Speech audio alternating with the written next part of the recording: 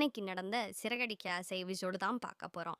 இத்தனை நாளாக ஏமாத்திட்டு இருந்த ரோஹிணி இளங்க இப்போ வசமாக மாட்டிக்கிட்டாங்க.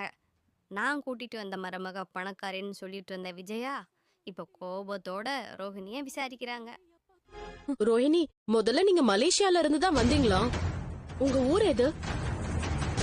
அண்ணி, உங்க அப்பா நிஜமா பிசினஸ் மேன் தானா? அவர் இருக்காரா இல்லையா? ஆஹா, சூனா போனா ஒவ்வொருத்தர் இருக்க வேகத்தை பார்த்தோம்னா அவன் அருமை வறுமைக்கு ஆபத்து வந்துடும் போல் இருக்கடா. ரொம்ப கவனமா டீல் பண்ணி ஆட்டத்தை கலைச்சிடுறாசா. சரி, ரோஹிணிக்கு வேற வழியே இல்லப்பா. இப்ப எப்படி உண்மையை சொல்ல போறாங்கன்னு நம்ம காத்திருக்க மறுபடியும் மலேசியான்னு ஆரம்பிக்கிறாங்க.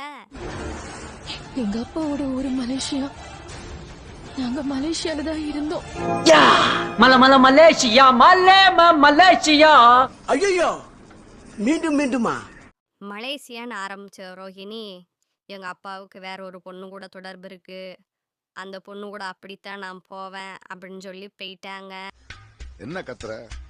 ஊர் உலகத்துல நடக்காததான் நடந்து போச்சு. எதையா ஊர் உலகத்துல நடக்கிறது? எங்க அம்மா இதனால டிப்ரெஷன்ல இறந்துட்டாங்க அப்படின்னு இல்லாத அப்பா அம்மாவுக்கு ஒரு கதையா சொல்றாங்க. இது என்னடா அண்ட புழுவா ஆவாச புழுவா இருக்குதப்பா. அந்த டிப்ரெஷன்லயே எங்க அம்மா கொஞ்ச நாள்ல இறந்துட்டாங்க. உலகத்திலேயே ஒன்னா மாதிரி ஒரு புழுகாண்டிய பார்த்ததே இல்ல தல. அச்சூரியா அசால்ட்டா டிராகன்னா ஒருத்தன் தான், அது நீதான். கதையா சொல்லிட்டு இருந்த நம்ம ரோகிணி எமோஷனலா பேச ஆரம்பிக்கிறாங்க. அம்மா இறந்ததுக்கு அப்புறம் நான் சென்னைக்கு வந்துட்டேன். சென்னையில வேலை பார்த்துக்கிட்டு இருக்கும்போது ஒரு நாள் மனோஜை பார்த்தேன். மனோஜ் எனக்கு ரொம்ப பிடிச்சிருந்தாரு.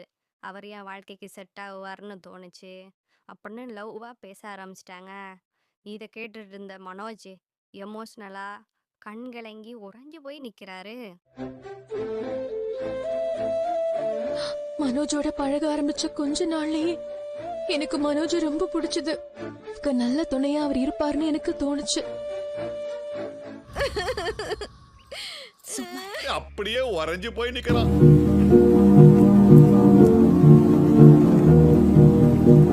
நான் பிறக்கும் போது பெரிய பணக்கார வீட்டுல தான் பிறந்தேன்.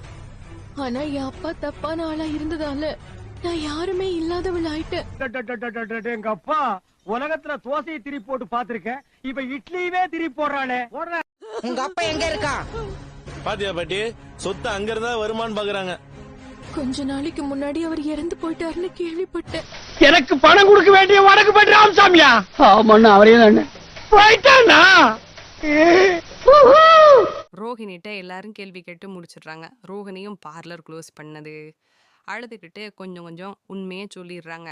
கடைசியா அண்ணாமலை ரோஹிணியை பார்த்து எல்லாம் சொல்லி முடிச்சாச்சா இல்ல வேற எதுவும் சொல்லணுமா அப்படின்னு கோபமா கேக்குறாரு.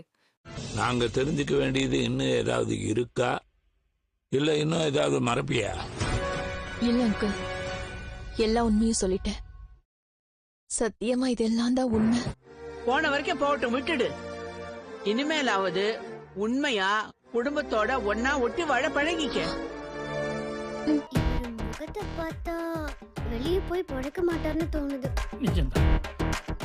அதனால போனா போட்டுன்னு மன்னிச்சு விட்டுடலாம்.